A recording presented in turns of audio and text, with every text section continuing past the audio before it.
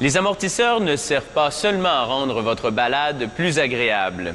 En amortissant les chaos tandis que vous roulez, ils contribuent à la stabilité de votre véhicule. Sans cette traction, vous risqueriez de perdre le contrôle. Ces pièces jouent donc un grand rôle au niveau sécurité. Les vibrations des roues font en sorte qu'un piston dans l'amortisseur envoie de l'huile à travers une soupape. L'énergie absorbée amortit le choc pour le véhicule. Cette réaction se produit dans les deux tubes de l'amortisseur, le tube réservoir et le cylindre qui se trouve à l'intérieur et qui abrite la tige de piston et la soupape de compression. L'usine fabrique ces deux tubes à partir d'une tôle d'acier tranchée en bande. Dans cette machine, un fluide de refroidissement empêche la bande de surchauffer, tandis qu'une série de galets de profilage la transforme en tube. Une roue de soudure en cuivre soude ensuite ce tube. Tandis que le tube de 5,5 mètres sort de la machine, un outil de coupe le tranche à la longueur d'amortisseur. Le procédé de fabrication est le même pour les cylindres et les tubes réservoirs, sauf que ces derniers subissent une étape supplémentaire. Leurs extrémités sont comprimées. L'amortisseur peut ainsi abriter un plus gros tube réservoir contenant plus d'huile. La dernière étape pour le tube réservoir est la presse.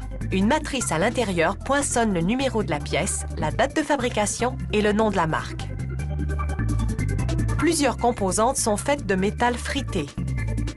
La presse compacte la poudre dans une matrice, puis une fournaise soude les particules. Cette pièce en métal frité est la soupape par laquelle le piston éjecte l'huile. Des disques d'acier et un ressort permettent de contrôler la vitesse à laquelle la soupape s'ouvre selon les conditions de conduite. Un outil d'estampage ondule l'extrémité du tube afin de retenir le ressort en place. La soupape, qui est maintenant entièrement assemblée, scelle le fond du cylindre. Pendant ce temps, une presse poinçonne des disques d'acier en d'autres composantes. Ces boucles permettent de fixer les amortisseurs au véhicule. Un ouvrier positionne une coupelle sur chacune, puis un robot les soude.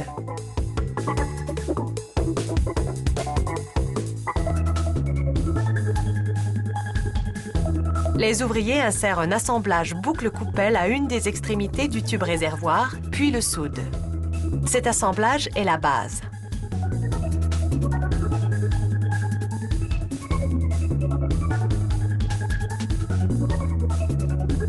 Elle est placée sur un convoyeur avec l'extrémité ouverte vers le haut pour que les ouvriers puissent y insérer un cylindre. Des injecteurs automatisés remplissent maintenant ces pièces d'huile, spécialement conçues pour garder sa consistance, peu importe les écarts de température.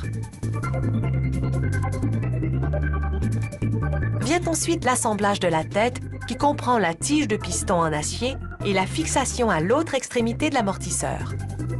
Deux roues de soudure en cuivre soudent cet assemblage à la base avec un bouchon.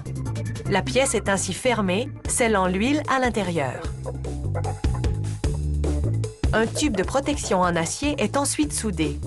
Ce boîtier sert de pare-boue et empêche les saletés d'entraver le mouvement de la tige de piston.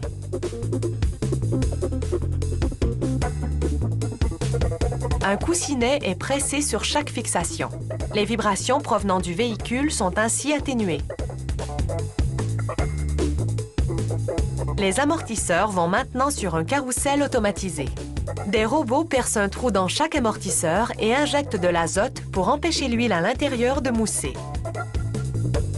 Après l'injection, le robot scelle le trou en y soudant un minuscule galet d'acier.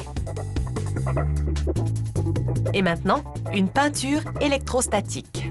Une machine envoie un courant électrique positif à travers les amortisseurs et un courant négatif à travers les particules de peinture. Comme un aimant, l'électricité statique attire la peinture sur les amortisseurs en une couche parfaitement uniforme. Les techniciens utilisent un équipement sophistiqué pour évaluer à quel point l'amortisseur amortit les chocs à différentes vitesses. La configuration du cylindre et de la soupape à l'intérieur varie selon le véhicule. Ainsi, les amortisseurs d'une voiture sport à la garde au sol peu élevée sont très différents de ceux d'une berline de luxe ou encore de ceux d'une robuste camionnette.